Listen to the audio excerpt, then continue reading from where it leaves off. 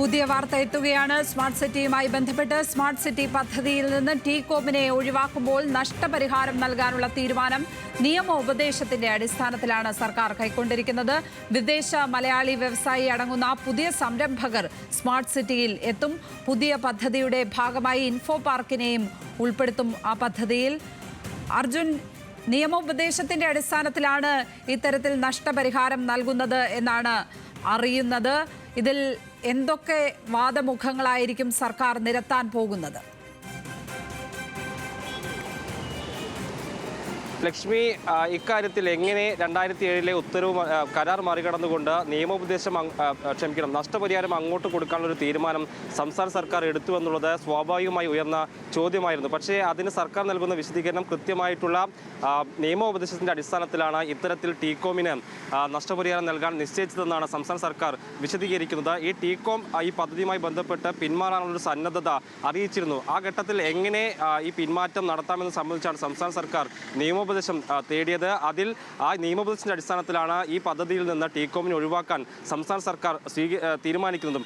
അതിനൊപ്പം തന്നെയാണ് ടീകോമിന് നഷ്ടപരിഹാരം കൊടുത്തുകൊണ്ട് ഈ പദ്ധതിയിൽ നിന്ന് പിന്മാറ്റ നയം രൂപീകരിക്കാമെന്ന് സംസ്ഥാന സർക്കാർ തീരുമാനിക്കുന്നത്. അത് കൃത്യമായിട്ടുള്ള നിയമോപദേശത്തിന്റെ അടിസ്ഥാനത്തിലാണെന്നാണ് സർക്കാരിന്റെ ഇപ്പോഴത്തെ വിശദീകരണം. എങ്കിൽ കൂടിയും ഈ കരാർ വ്യവസ്ഥ മറികടന്നുകൊണ്ട് ഇത്തരത്തിൽ നിയമോപദേശത്തിന്റെ അടിസ്ഥാനത്തിൽ മുന്നോട്ട് പോകാൻ കഴിയുമെന്നുള്ളത് ന്യായമായും ഉയരുന്ന ചോദ്യമാണ്. അതിനെ ഇനി വ്യവസായ വകുപ്പ് മന്ത്രി ഉൾപ്പെടെയുള്ളവർ എന്ത് മറുപടി പറയുമെന്നുള്ളത് അറിയണം. ഇക്കാര്യത്തിൽ നിയമോപദേശം കിട്ടി, ഇക്കാര്യത്തിൽ ഇവരെ പിന്മാറാൻ അനുവദിക്കാം, ഇവർക്ക് നഷ്ടപരിഹാരം കൊടുക്കാം എന്നുള്ളൊരു തീരുമാനത്തിലേക്ക് ഈ നിയമോപദേശത്തിന്റെ അടിസ്ഥാനത്തിൽ സംസ്ഥാന സർക്കാർ എത്തിയെന്ന് വേണം മനസ്സിലാക്കാൻ. ഒപ്പം തന്നെ ഏറ്റവും പ്രധാനപ്പെട്ട കാര്യം, സ്മാർട്ട് സിറ്റി പദ്ധതി ഇവിടം കൊണ്ട് അവസാനിപ്പിക്കാൻ തീരുമാനിക്കുകയല്ല സംസ്ഥാന സർക്കാർ ഇപ്പോൾ ചെയ്യുന്നത്. ഇതിന് സമാനമായി കുറെ കൂടി ബൃഹത്തായ ഒരു പദ്ധതി സംസ്ഥാന സർക്കാർ ആവിഷ്കരിക്കുന്നുവെന്നാണ് ഇപ്പോൾ പുറത്തുവരുന്ന വിവരം. അതിൽ വിദേശ മലയാളി വ്യവസായി അടങ്ങുന്ന പുതിയ സംരംഭകരെ കൊണ്ടുവന്ന സ്മാർട്ട് സിറ്റി പദ്ധതി വീണ്ടും പുനരുജ്ജീവിപ്പിക്കാനുള്ളൊരു ശ്രമം സംസ്ഥാന സർക്കാർ തുടങ്ങിക്കഴിഞ്ഞു. ഈ പദ്ധതിയുടെ ഭാഗമായി ഇൻഫോ പാർക്കിനെ കൂടി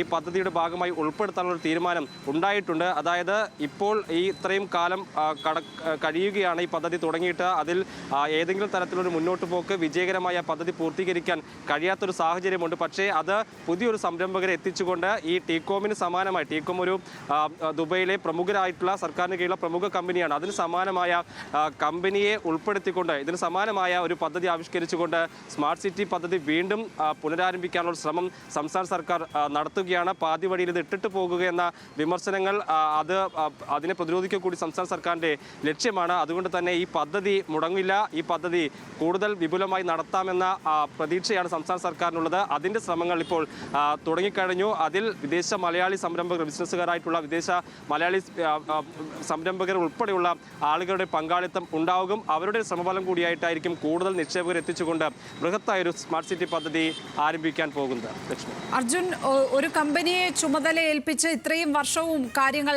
അനക്കമില്ലാതെ മുന്നോട്ട് പോകുന്നു. ആ കമ്പനിക്ക് നഷ്ടപരിഹാരം കൊടുത്ത് ഒഴിവാക്കാൻ തീരുമാനിക്കുന്നു. അത് വിവാദമാകുമ്പോഴാണല്ലോ ഇപ്പോൾ വിദേശ മലയാളി അടങ്ങുന്ന ഒരു സംഘം എത്തും എന്നൊക്കെ പറയുന്നത്. ഇത്തരം വിശദീകരണങ്ങൾ ഒരുപക്ഷെ ഇതിനു മുമ്പ് തന്നെ നടത്തേണ്ടതായിരുന്നില്ലേ? ഈ ഒരു തീരുമാനമല്ലേ ഇപ്പോൾ ഇത്തരത്തിൽ വലിയ വിവാദത്തിലേക്ക് കൊണ്ടുചെന്ന് എത്തിച്ചിരിക്കുന്നത്? ലക്ഷ്മി, തീർച്ചയായും മന്ത്രിസഭാ യോഗമാണ് ഇത് സംബന്ധിച്ച ഒരു തീരുമാനം എടുക്കുന്നത്. ടീകോം ഇക്കാര്യത്തിൽ പിന്മാറിക്കോട്ടെ, അവർക്ക് അങ്ങോട്ട് നഷ്ടപരിഹാരം കൊടുത്തുകൊണ്ട് അവരെ പദ്ധതിയിൽ നിന്ന് പിന്മാറ്റാം എന്ന് മന്ത്രിസഭാ യോഗം തീരുമാനിക്കുകയാണ്. പക്ഷേ അതിൽ ലക്ഷ്മി പറഞ്ഞതുപോലെ തന്നെ ഇത് വിവാദമാകുന്നത് 2007 കരാർ പ്രകാരം ഇവർ ഈ പദ്ധതി പരാജയപ്പെടുകയാണെങ്കിൽ അതിൻ്റെ ഉത്തരവാദിത്തം ടീകോമിനാണ്, അതിൻ്റെ നഷ്ടപരിഹാരം നൽകേണ്ടത് ടീകോം ആണെന്ന് വ്യവസ്ഥ ചെയ്യുന്ന കരാറാണ് 2007 സംസ്ഥാന സർക്കാരും ഈ ടീകോം കമ്പനിയുമായി ഉണ്ടാക്കിയിരുന്നത്. പക്ഷേ ആ നിലപാടിന്, ആ വ്യവസ്ഥയ്ക്ക് കടകവിരുദ്ധമായ നിലപാട് മന്ത്രിസഭാ യോഗം തന്നെ തീരുമാനിച്ചതാണ് ഈ വിവാദത്തിനൊക്കെ അടിസ്ഥാനമായിട്ടുള്ളത്. അത് പ്രതിപക്ഷം കൂടി ഉന്നയിച്ചതോടെ സർക്കാർ വലിയ രീതിയിലുള്ള പ്രതിരോധത്തിലാവുകയും ചെയ്തു. ഈ ഘട്ടത്തിലൊന്നും എന്തുകൊണ്ട് ഈ അങ്ങോട്ട് നഷ്ടപരിഹാരം നൽകാൻ തീരുമാനിച്ചു എന്ന കാര്യത്തിൽ കൃത്യമായൊരു വിശദീകരണം സംസ്ഥാന സർക്കാരിൻ്റെ ഭാഗത്തുനിന്ന് ഉണ്ടായിട്ടില്ല. ഇപ്പോഴാണ് ഏതെങ്കിലും തരത്തിൽ പിടിച്ചു നിൽക്കാൻ കഴിയുന്ന ഒരു വിശദീകരണം സംസ്ഥാന സർക്കാരിൻ്റെ ഭാഗത്തുനിന്ന് ഉള്ളത്. അത് നിയമോപദേശത്തിൻ്റെ അടിസ്ഥാനത്തിലാണ് ഇത്തരത്തിലൊരു തീരുമാനത്തിലേക്ക് എത്തിയതെന്നാണ് സംസ്ഥാന സർക്കാർ വിശദീകരിക്കുന്നത്. അതേ സമയത്ത് തന്നെ ഈ കരാർ മറികടന്നുകൊണ്ട് ഈ നിയമോപദേശം നിലനിൽക്കുമോ എന്നുള്ള കാര്യത്തിൽ ഇപ്പോഴും ഒരു അവ്യക്തതയുണ്ട്. അത് സംബന്ധിച്ച് എന്തായാലും വിശദീകരിക്കേണ്ടത് സംസ്ഥാന സർക്കാർ തന്നെയാണ്. പക്ഷേ ഇതിൽ എടുത്തു പറയേണ്ടത് ഈ പദ്ധതി പാതി വഴിയിൽ ഉപേക്ഷിക്കാൻ സംസ്ഥാന സർക്കാർ തീരുമാനിച്ചിട്ടില്ല.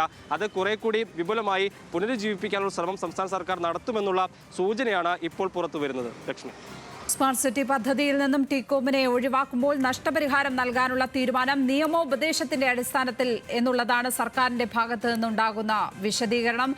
അത് പുറത്തേക്ക് പറഞ്ഞിട്ടില്ല. പക്ഷേ അത്തരത്തിൽ ഒരു നിയമോപദേശം കിട്ടി എന്നുള്ളതാണ്. ഏതായാലും സർക്കാരിന്റെ ഭാഗത്ത് നിന്ന് ഈ വിഷയങ്ങളിൽ ഇനി കൂടുതൽ പ്രതികരണങ്ങൾ ലഭ്യമാകേണ്ടതുണ്ട്. വിദേശ മലയാളി വ്യവസായി അടങ്ങുന്ന പുതിയ സംരംഭകർ സ്മാർട്ട് സിറ്റിയിൽ എത്തുമെന്നും പുതിയ പദ്ധതിയുടെ ഭാഗമായി ഇൻഫോ പാർക്കിനെ ഉൾപ്പെടുത്തും എന്നുമാണ് പറയുന്നത്. ഏതായാലും ഈ നഷ്ടപരിഹാരം നൽകാനുള്ള തീരുമാനം അത് 2007 സ്മാർട്ട് സിറ്റി കരാറിന്റെ പച്ചയായ ലംഘനം തന്നെയാണ്.